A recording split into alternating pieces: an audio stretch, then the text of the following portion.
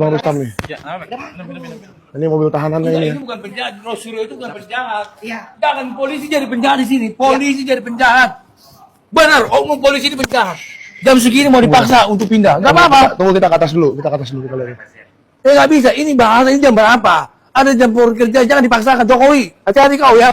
Kena karma kamu. Ini nggak bisa main-main. Ini betul-betul kayak seperti PKI. Memang kau keturunan PKI kau Jokowi. Nah, kita harus menghargai harkat martabat manusia yang sedang dalam perawatan kesehatan. Ya, jadi tidak bisa memaksakan. Ayo bang, aman bang, aman. Sambil mundur bang. Mas Roy, Allah Akbar. Allah Akbar. Mas Roy, hati-hati Mas Roy. Iya. Tenang. Kita kasih dulu.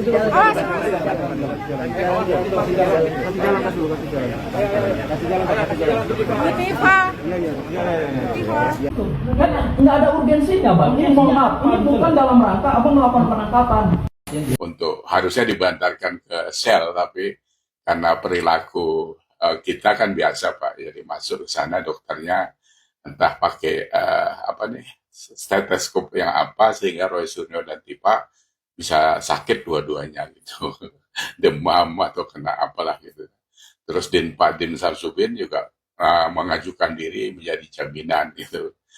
Pak Din ini kayak nggak tahu saja, gitu. Jadi nggak usah terlalu memaksakan diri.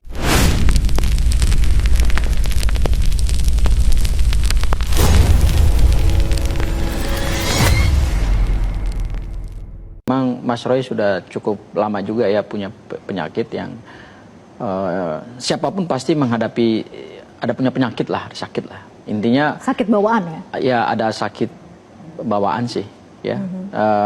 Mungkin kambuh kemarin Dokter Tifa juga begitu ya. Saya tidak bisa mungkin menjelaskan secara detail apa jenis penyakitnya, tapi karena itu kan ranahnya Kalau Dokter Tifa kan sudah disebut katanya GERD. Tapi untuk Roy Suryo sepertinya gula ya, sakit gula ya. Setelah ditangkap, penyakitnya kambuh, diabetes naik, tensi darah naik, kaget, tapi undangan ke TV semuanya penyakitnya kosong.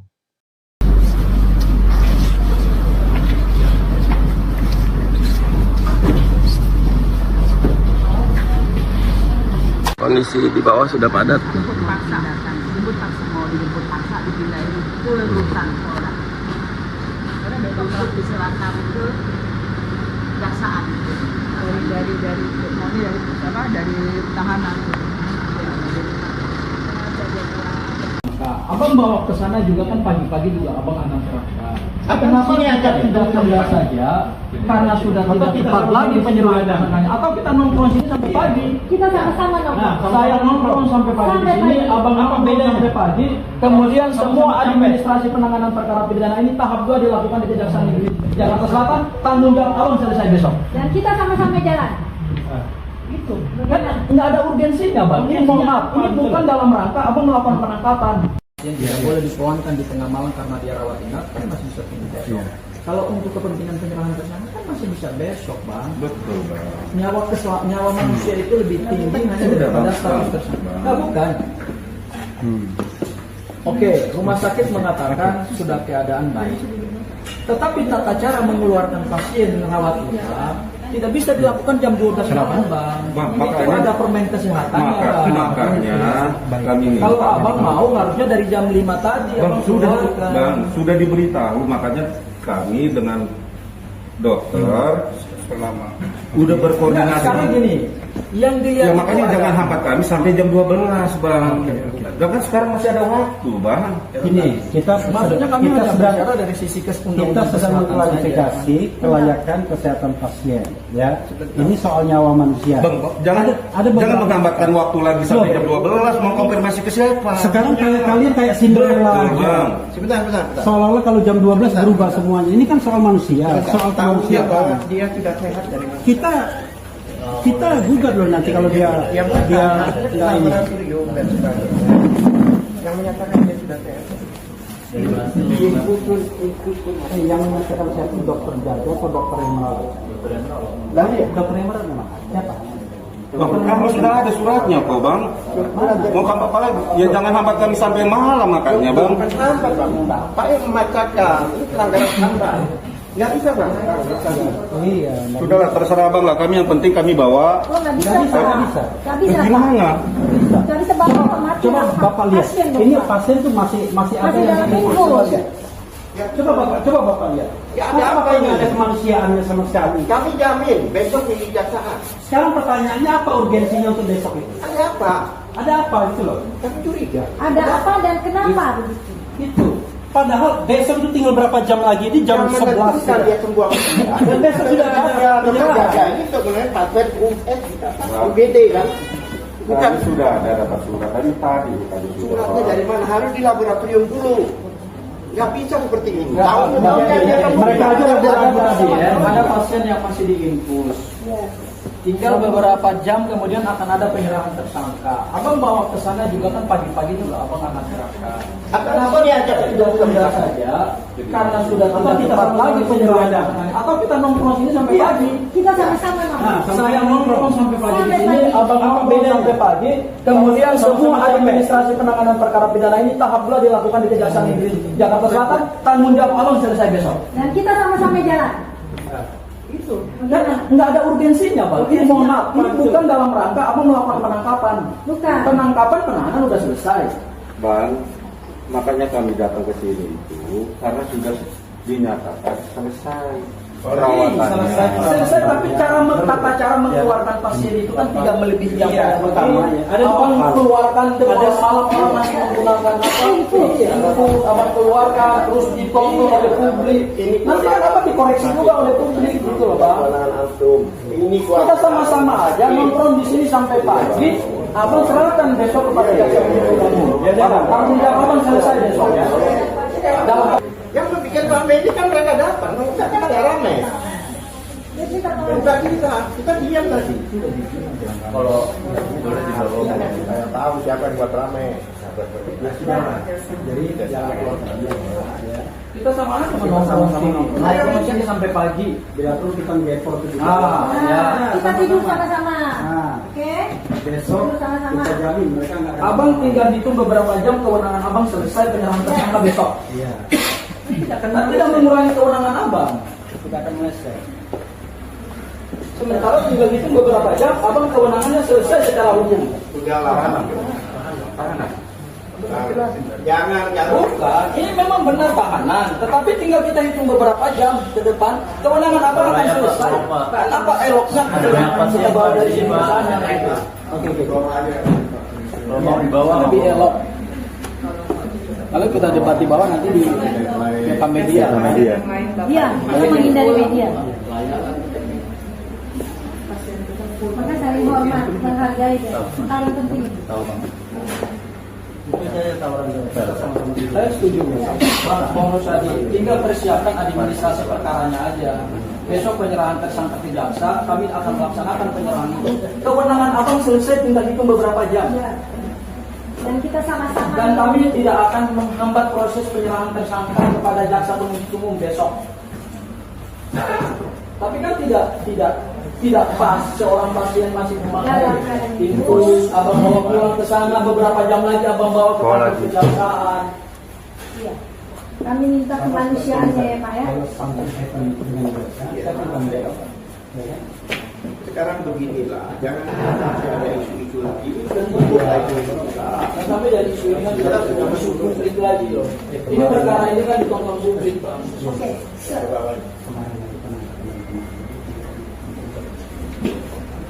Oke, kami menunggu ya Pak.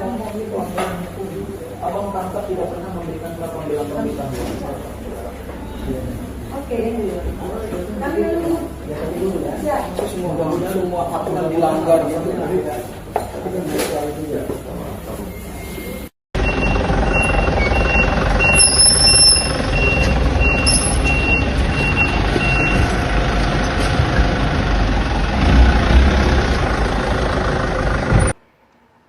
Jangan cabut laporannya. Itu kata Bang Kosi.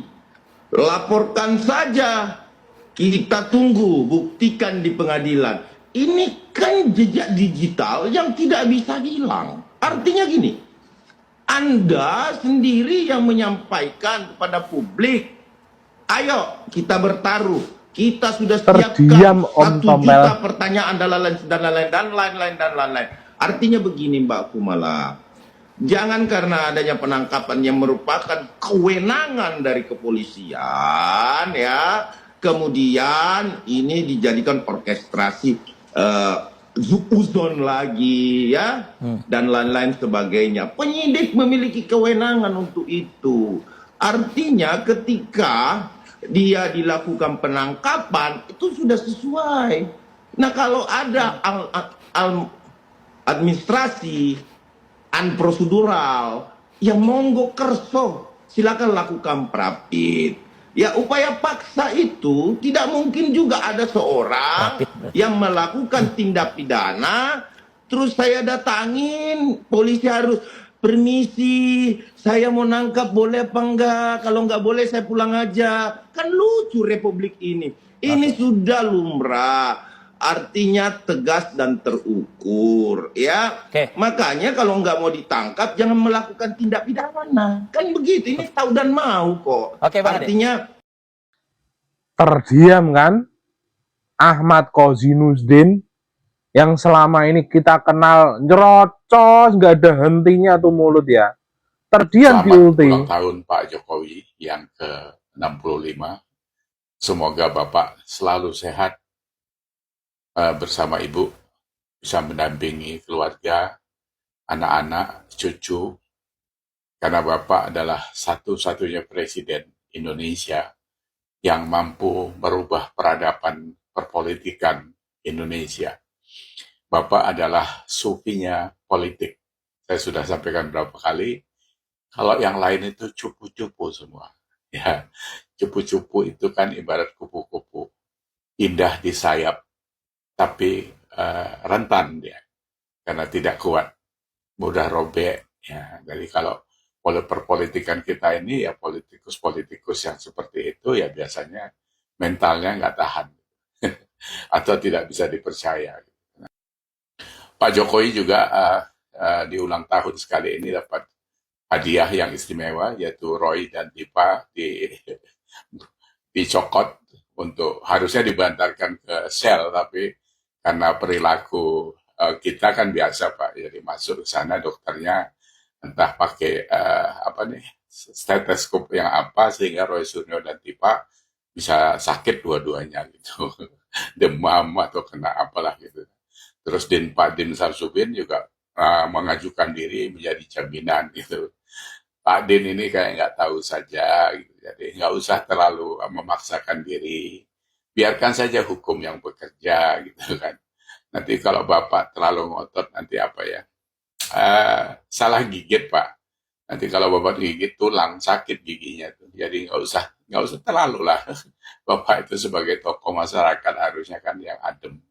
Jangan membuat hal-hal yang manuvernya itu manuver kelas bawah. Bapak beberapa kali mencoba apapun itu gagal semua. Gitu. Sama dengan Pak Amin Rais kan. Jadi berhenti saja sudah main sama cucu. Tenang-tenang saja lah di rumah gitu. Ngapain sih ngerepotin? Sekarang ini sudah 2029, sudah anak muda yang masuk. Memang bisa dihalangi dengan usia apa yang bisa masuk gitu. Kita yang tua-tua bisa ganti kulit terus masuk lagi ke politik, mau mimpin lagi gitu. Nggak ada, kamusnya tidak ada Pak ya.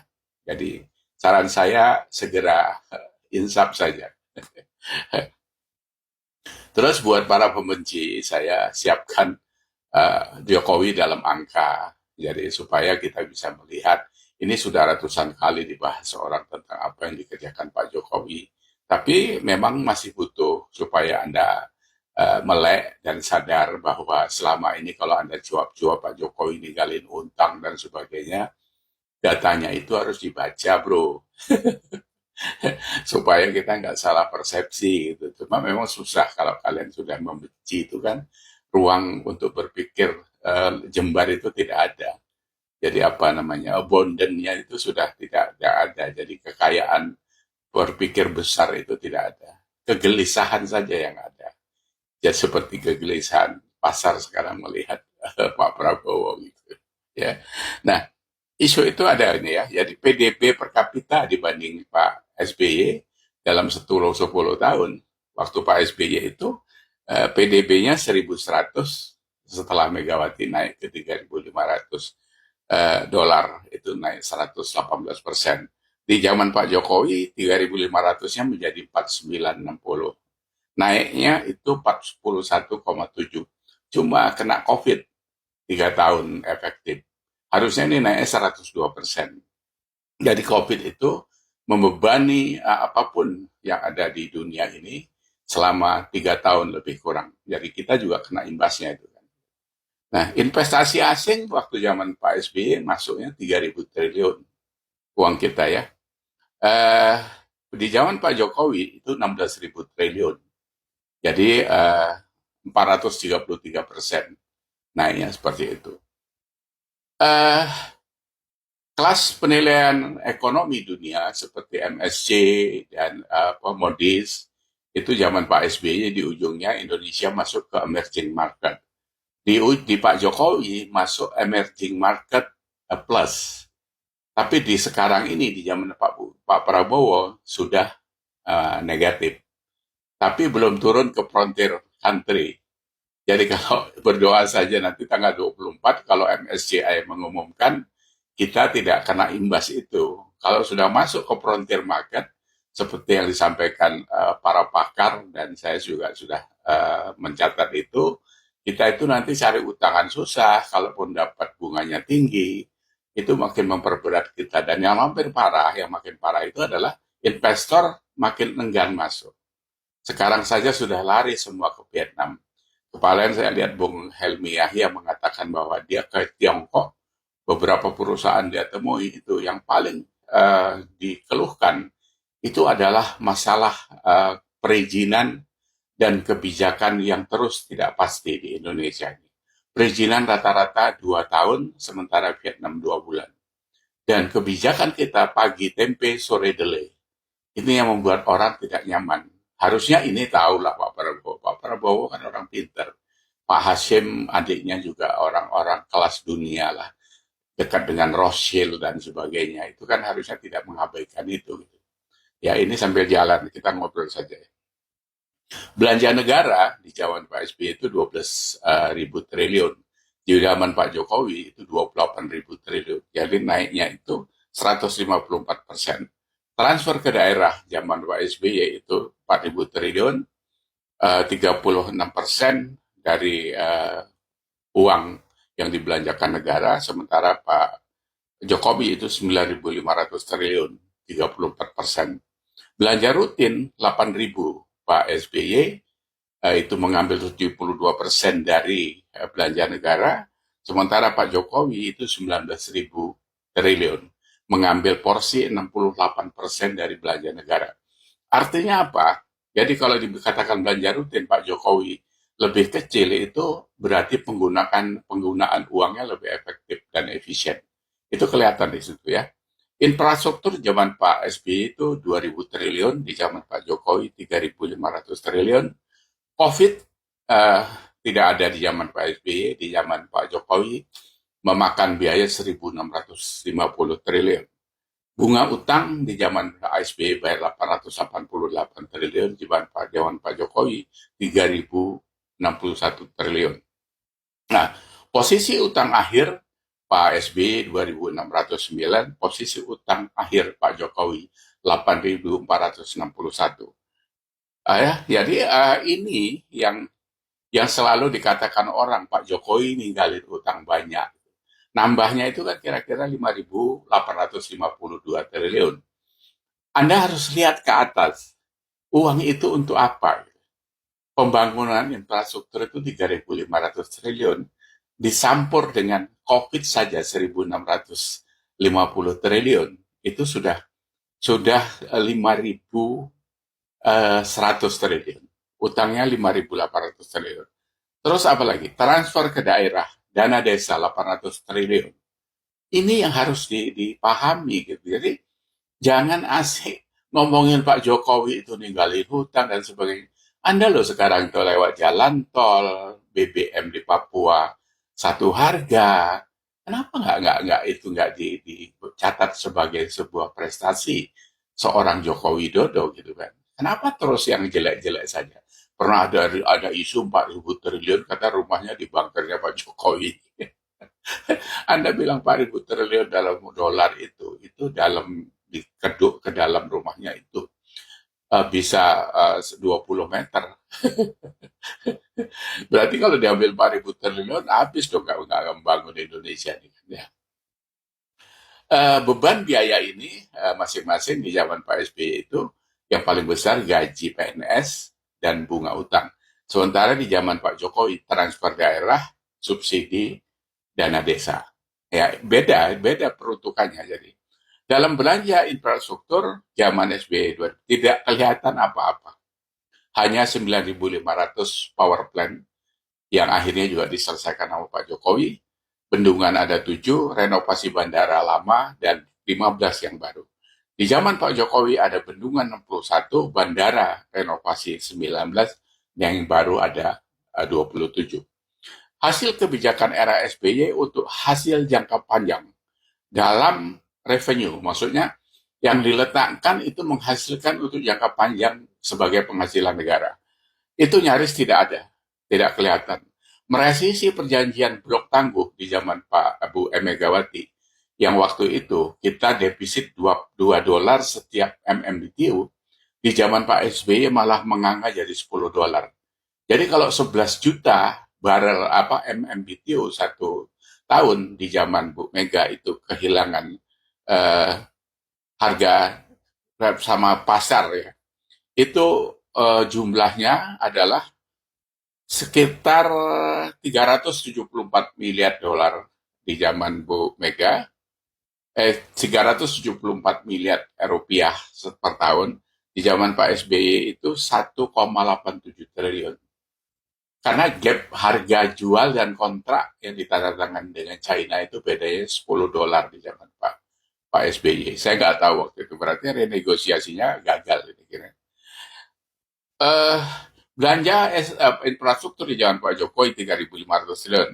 Konektivitas jalan desa 80.000 km, Trans Sumatera, Trans Papua, 61 bendungan, 19 bandara baru dan 19 bandara lama direnovasi, 27 yang baru, tol, dari rel pembangunan Jokowi itu dibangun 1.900 km, bukan 2.300 yang pernah saya sampaikan, karena 2.700 itu akumulasi termasuk pembangunan Pak SBY. Dibangun oleh Jasa Marga 60% dan 40% swasta. Kebijakan yang merubah penghasilan negara yang saya sampaikan tadi, itu hilirisasi nikel yang sebelumnya 3 triliun per tahun menjadi 20 triliun saat ini per tahun. Blok Rokan sebelumnya itu 25 triliun menjadi 30 triliun. Dapat kenaikan 5 triliun. Blok Mahakam 15 triliun menjadi 20 triliun. Blok Masela akan produksi tahun 2029, ini akan menghasilkan 80 triliun per tahun. Ya, berikutnya Freeport sebelumnya 9 triliun menjadi 50-an triliun. Kilang Balikpapan mengirit devisa import 110 triliun. WUS merubah peradaban transportasi Indonesia. Walaupun kalian masih teriak bahwa itu utangnya 120 triliun. Itu dia ambil dari kilang Balikpapan aja 1 tahun selesai untuk pembangunan WUS itu. Ya, jadi ini sekali lagi saya tekankan supaya kita nggak jadi nggak membodohkan diri. Karena kebencian itu akan merongrong pemikiran kita sehingga yang keluar menjadi sampah. Gitu kan. Karena kalau otak kita dimakan rayap, yang keluar itu juga sudah tidak ada apa-apanya, ampas semua gitu. Ya. Berikutnya apa? Utang telah dijaga oleh undang-undang. 60% dari PDB itu sudah jelas, defisitnya 3%. Terus yang kita takutkan apa? Karena Malaysia sudah 65% utangnya dari PDB, Thailand sama, Jepang 230% dari PDB, Singapura 130% dari PDB. Terus kita masih 41 hari ini, walaupun tidak boleh dibelanjakan secara ugal-ugalan oleh Pak Prabowo. Jadi kita harus terus mengingatkan Pak Prabowo. Karena Pak Prabowo adalah figur presiden yang akan mempengaruhi hasilnya itu kepada rakyat ini. Gitu. Jadi kalau salah mengambil keputusan, kita yang menerima akibatnya. Gitu ya. Jadi itulah yang selalu diberi masukan oleh teman-teman di medsos itu.